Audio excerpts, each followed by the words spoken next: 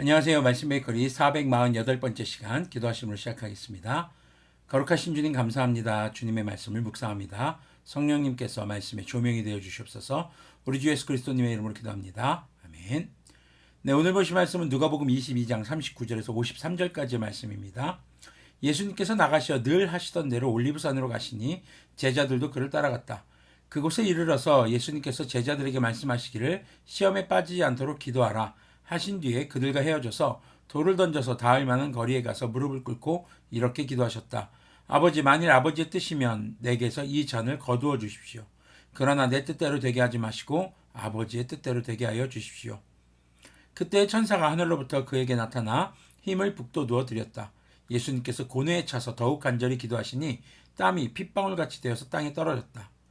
기도를 마치고 일어나 제자들에게 와서 보시니 그들이 슬픔에 지쳐서 잠들어 있었다. 그래서 그들에게 말씀하셨다. 왜들 자고 있느냐? 시험에 빠지지 않도록 일어나서 기도하여라. 자, 예수님께서는요, 올리브산에 가서 기도하십니다. 근데 여기서 중요한 포인트가 늘 하시던 대로 하셨다라는 겁니다. 예수님은 늘 기도하시던 장소가 있었고, 또 특별한 시기에만 기도한 것이 아니라 일상생활 속에 늘 기도를 통해서 주님의 뜻을 구했다라는 것입니다. 그리고 지금 제자들에게 시험에 빠지지 않도록 기도하라고 강조하십니다. 앞으로 올 그 십자가 사건에 대해서 제자들이 예수님을 의심하거나 또 그들의 믿음이 흔들리지 않도록 또 세상에 대해서 예수님을 잡아가는 그 세력들에 대해서 두려운 나머지 믿음을 잃지 않도록 바로 그것이 시험에 드는 거거든요. 바로 그런 시험에 들지 않도록 기도하기를 원하셨던 것이죠. 예수님 다시 오실 때가 될수록 교회와 성도들을 향한 핍박은 더욱더 심해질 것입니다. 자, 이런 상황에서 믿음을 잃지 않도록 우리는 깨어 기도해야 합니다. 그런데 그 기도는 우리의 필요를 구하는 기도이기보다는 주님의 뜻이 이루어지기를 기도하는 것입니다. 예수님께서도 주님의 뜻이거든, 주님의 뜻이면 이 잔을 내게서 거두어 주십시오 라고 기도하죠.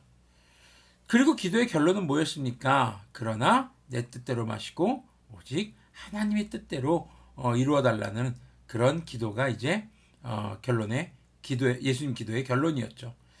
자, 이것은요, 성도들이 믿음을 더욱 견고히 하는 기도의 자세를 가르쳐 주시는 것입니다. 먼저 무릎을 꿇고 기도한다는 것은 주님을 경배하는 자세. 진짜 이게 무릎을 꿇고 무릎이 아픈 사람이 무릎을 꿇을 수는 없겠죠. 자, 이것은 주님 앞에 가장 낮은 자세, 주님을 높이는 자세를 말합니다. 바로 주님 앞에서 자신을 지극히 낮추는 겸손의 태도를 의미합니다. 우리가 주님 앞에 자신이 원하는 것만 간구한다는 것은요, 어떻게 보면 주님을 램프의 진이처럼 만들어버리는 교만한 기도의 태도일 것입니다. 우리의 필요를 충분히 구할 수 있습니다. 일용할 양식을 구하라고 하셨으니까요. 그러나 주님의 뜻을 구하는 것이 기도의 본질인 것을 우리는 잊지 말아야 할 것입니다. 그런 기도만이 마지막 때까지 믿음을 지키는 비결이 되는 것을 예수님은 제자들과 우리들에게 가르쳐주고 계신 것입니다. 그런데 제자들은 어떻습니까? 슬픔에 지쳐 잠이 듭니다. 자, 이때에 47절에 계속 보면요, 예수님께서 아직 말씀하고 계실 때에 한 무리가 나타났다. 12 가운데 하나인 유다라는 사람이 그들의 앞장을 서서 왔다. 바로 가룟 사람 유다입니다. 그는 예수님께 입을 맞추려고 가까이 왔다. 예수님께서 그에게 말씀하셨다. 유다야, 너는 입맞춤으로 인자를 넘겨주려고 하느냐? 예수님의 둘레에 있는 사람들이 사태를 보고서 말하였다. 주님, 우리가 칼을 쓸까요? 그 가운데 한 사람이 대제사장의 종의 오른쪽 귀를 쳐서 떨어뜨렸다. 예수님께서 말씀하시기를 그만해 두어라 하시고 그 사람의 귀를 만져서 고쳐주셨다. 그런 다음에 자기를 잡으러 온 대제사장들과 성전 경비대장들과 장로들에게 말씀하셨다. 너희가 강도를 잡듯이 칼과 몽둥이를 들고 나왔느냐? 내가 날마다 성전에서 너희와 함께 있었으나 너희는 내게 손을 대지 않았다. 그러나 지금은 너희의 때요 어둠의 권세가 판을 치는 때다. 자, 지금 이제 너희의 때, 어둠의 권세가 판을 치는 때다. 이건 뭐냐면요, 예수님이 자신을 스스로 이제 그들에게 내어주시는 그런 장면입니다. 예수님이 어둠보다 강하지 못하다, 이런 표현은 절대 아닌 것을 기억하셨으면 좋겠습니다. 자, 예수님의 제자들에게 기도하기를 강력하게 말씀하시는 중에 예수님을 잡으러 오는 무리들이 있죠. 자, 그 무리들 가운데 바로 가룟 사람 유다가 있습니다. 당시 입맞춤은 반가움의 인사였습니다. 그런데 그 입맞춤으로 예수님이 누구신지를 당시 성전 경비대와 대제사장들에게 알려주는 그런 일을 했던 것이죠. 예수님은 그런 유다에게 안타까운 마음으로 반가움의 인사로 지금 자신을 넘기느냐고 지금 말씀하시는 것이죠. 예수님의 아픈 마음이 담겨 있는 그런 말씀으로 보여집니다. 자, 그리고 예수님은 자발적으로 그들에게 잡혀가십니다. 아까도 말씀드렸듯 그들이 지금 판을 치는 때다라는 것은요, 예수님께서 스스로 그렇게 이제 가시는 겁니다. 왜요? 바로 주님의 때, 십자가의 대속의 때가 이르렀기 때문입니다.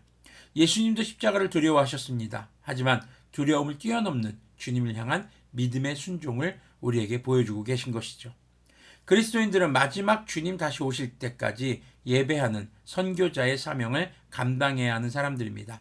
그렇기 때문에 세상을 향해 무기로서의 칼이 아니라 성령님의 검, 곧 하나님의 말씀을 가지고 사랑과 인내로 복음의 길을 포기하지 않아야 할 것입니다. 그것을 가능하게 하는 것은 바로 주님의 말씀을 의지하여 깨어 기도하는 것입니다. 그리스도인의 거룩한 무기는 바로 주님의 말씀과 기도인 것을 잊지 않았으면 좋겠습니다. 기도하겠습니다. 거룩하신 주님 감사합니다. 이제 주님께서 다시 오실 때가 될수록 세상의 교회와 그리스도인들을 향한 핍박이 더 가중될 것입니다. 그리고 세상의 악한 세력들이 더욱더 큰 세력을 떨치게 될 것입니다. 정말 성경에 기록된 말씀들이 이루어지는 것을 보면서 우리가 두려움에 사로잡히는 것이 아니라 주님의 말씀을 의지하여 주님께서 우리에게 보여주신 것처럼 주님 앞에 우리를 낮추고 겸손한 자세로 주님의 뜻이 우리의 삶에 이루어지기를 간절히 기도하는 그런 우리들이 되기를 소망합니다. 바로 그렇게 말씀과 기도를 거룩한 무기 삼아서 이 땅 가운데서 주님 다시 오실 때까지 믿음을 잃지 않는, 그래서 주님께서 모든 것을 심판하시고 승리하실 때에 그 승리에 동참할 수 있는 우리들이 될 수 있도록 긍휼을 베풀어 주시옵소서. 우리 주 예수 그리스도님의 이름으로 기도합니다. 아멘. 네, 기도가 우리의 삶의 가장 강력한 거룩한 그런 또 무기가 될 수 있는 비결은 주님의 말씀을 기초로 내 뜻이 아니라 주님의 뜻이 이루어지도록 기도하는 것임을 기억하는 그런 우리가 되기를 소망합니다.